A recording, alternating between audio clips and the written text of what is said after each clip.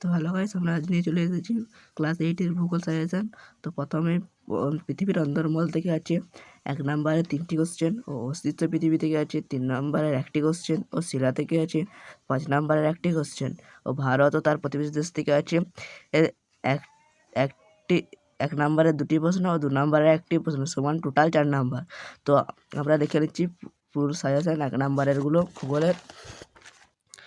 প্রথম কোশ্চেন আছে, পৃথিবী পৃষ্ঠ থেকে কেন্দ্র পর্যন্ত তার দূরত্ব কত?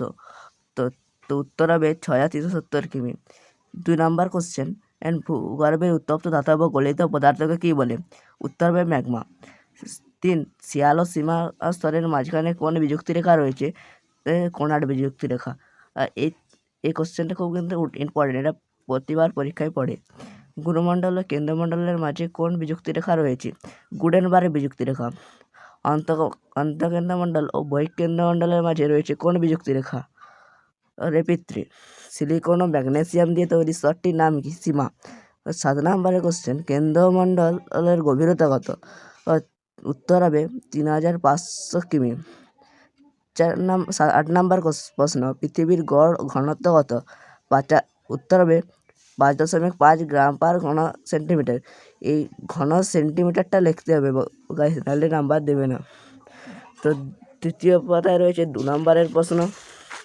তো দেখে নিই প্রথম 2 নম্বরের প্রশ্ন। একে আছে, অপসারী পাত সীমানা কাকে বলে? উত্তর হবে যে সীমানা বরাবর দুটি পাত পরস্পরের থেকে ক্রমশ দূরে সরে যেতে থাকে তাকে অপসারী পাত সীমানা বলে। 2 নম্বর প্রশ্ন, অগ্নুদ্গম কাকে বলে? ভূ অভ্যন্তরের গলিত ও সান্দ্র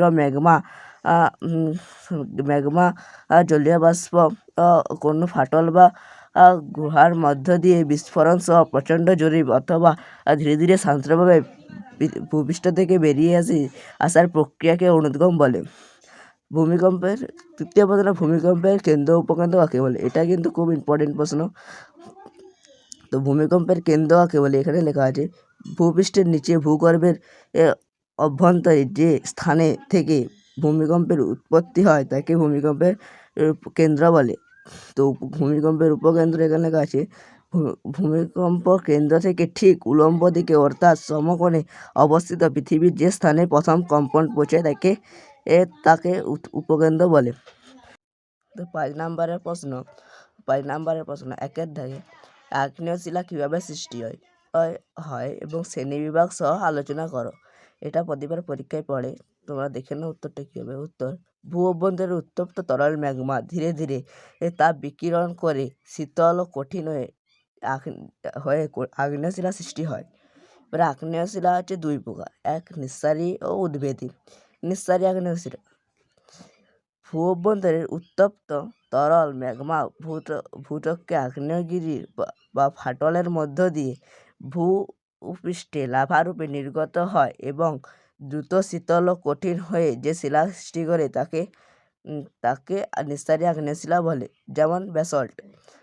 2, উদ্ভিদী আগ্নেয় শিলা, ভূগর্ভস্থ ম্যাগমা অনেক সময় ভূপৃষ্ঠ পৌঁছাতে না পেরে ভূ অভ্যন্তরে ফাটলের মধ্য দিয়ে সঞ্চিত পৌঁছতে না পেরে ভূ অভ্যন্তরে ফাটলের মধ্যে সঞ্চিত হয় এবং ধীরে ধীরে শীতল ও কঠিন হয়ে যে শিলা সৃষ্টি হয় তাকে উদ্ভিদী আগ্নেয় শিলা বলে। আবার উদ্ভিদী আগ্নেয় শিলাকে আবার 2 ভাগে ভাগ করা হয়, এক হচ্ছে পাতালিক, 2 হচ্ছে উপপাতালিক। পাতালিক আগ্নেয় শিলা কাকে বলে?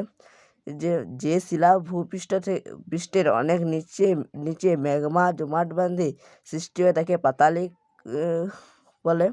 আর 2 উপপাতালিক, যেসব উদ্ভিদী আগ্নেয় শিলার ভূপৃষ্ঠ থেকে খুব কাছে ম্যাগমা জমাট বাঁধা হয়ে সৃষ্টি হয় তাকে উপপাতালিক বলে।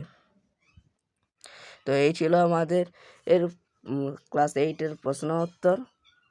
তো প্লিজ গাইস আমার চ্যানেলটা সাবস্ক্রাইব করো এবং লাইক করো এবং সমস্ত ভিডিও দেখো।